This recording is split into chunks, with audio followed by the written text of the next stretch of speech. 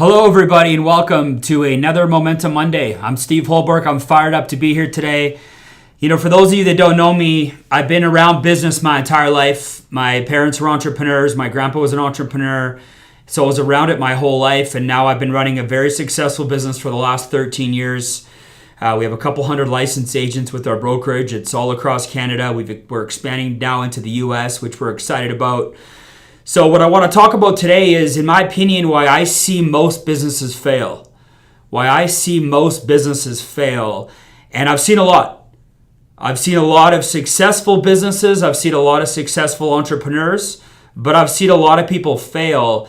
And there's a lot of different reasons. And these aren't the only reasons why people fail. But these are, for the most part, most of the reasons why I see people fail in business and why within a 2-3 year period, they're no longer in business. Some people within 2-3 months, they're no longer in business. So now's a great time to pull out your pen because I want you to write these things down. The number one reason why I see people fail is because there's not a serious 5-year commitment. You need a long-term vision if you want to be successful in business. It is not an overnight success. There is no such thing as get rich quick. There's a learning curve in any business. There's a learning curve. And are you prepared to weather the storm? Are you prepared to go through the dark days in order to get to the profitable times? Don't expect to be turning profit your first 2-3 weeks in business.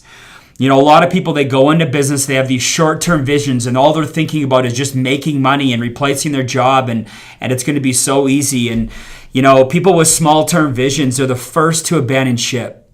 They're the first to give up on the dream. They're the first to switch companies. Those people that jump from company to company, right? Because they're going to go make a little bit more money at company XYZ over ABC, and, it's all about the money.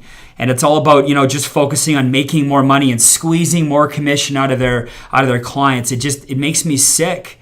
And we see it all the time. Those people have small visions. They don't have long-term visions.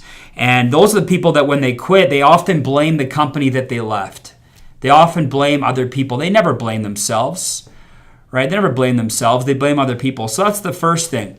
Number two, the second reason why I see a lot of entrepreneurs fail is their mental game never gets into peak state.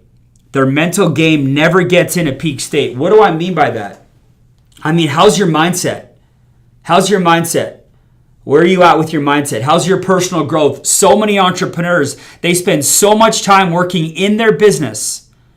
They never have time to work on their business and on their mindset. Entrepreneurship is a mindset. It's not your typical 9-to-5 job. You have to be thinking differently. And if you're not maximizing your personal growth, if you're not focusing on having a strong morning routine, if you don't understand that there's going to be challenges, and in order for you to not only embrace the challenges, but to move through the challenges, you're going to have to get your mindset to the level that it needs to be at. I think it was Albert Einstein that said, look, you can't get out of the problem with the same level of thinking that you got into it with. You have to grow through it. And that's going to be an important thing as an entrepreneur that you focus on, is getting your mindset into peak state. So you got to be getting around good people and reading good books and eliminating the negative people out of your life. Because if you're getting drained by people in your life, if things are sucking energy out of you, that's just taking away from you, your business, and you focusing on, maximizing your mindset. So that's the second thing that I want you to realize and understand. Number three, the third reason that I see a lot of businesses fail is there's a lack of teamwork in the home. This is one of the number one factors. You can't do anything without teamwork in the home. If you have a spouse that's tolerating you running your business, that's only going to last so long. Your partner needs to become your number one fan, and you need to be your partner's number one fan. You don't always have to be on the same page, but there always has to be 100% alignment. You have to always be 100% aligned, because what happens is that if you're on a sailboat and you've set a couple sails and they aren't working together, they're working against each other, what that's going to do is it's just going to slow the boat down. Things will be out of alignment, I should say.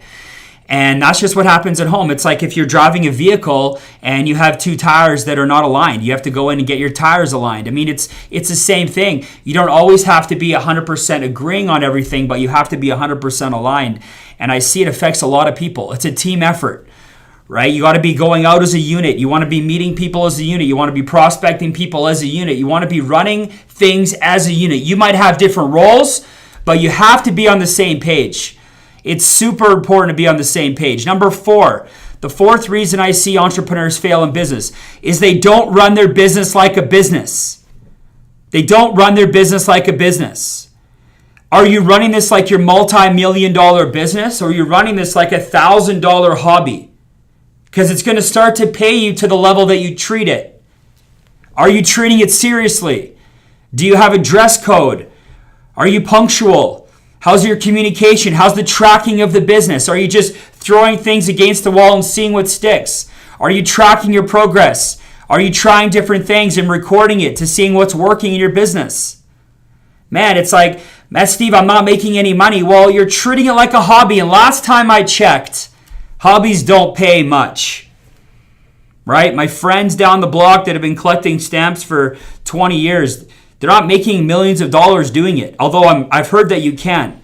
But then you need to start treating it like a business. Okay, so are you running your business like a business? And number 5, this is probably one of my favorite topics. Number 5 is they fail to recognize the magnitude of the moment. They fail to recognize the magnitude of the moment. They get all fired up. They do all the research. They buy the equipment. In many cases, they leave their job. They get their exams. They go into the business. They get all amped up. And they miss the moment, right? They came in. They were so fired up to be in control. I finally have no boss. I'm finally going to get paid what I'm worth.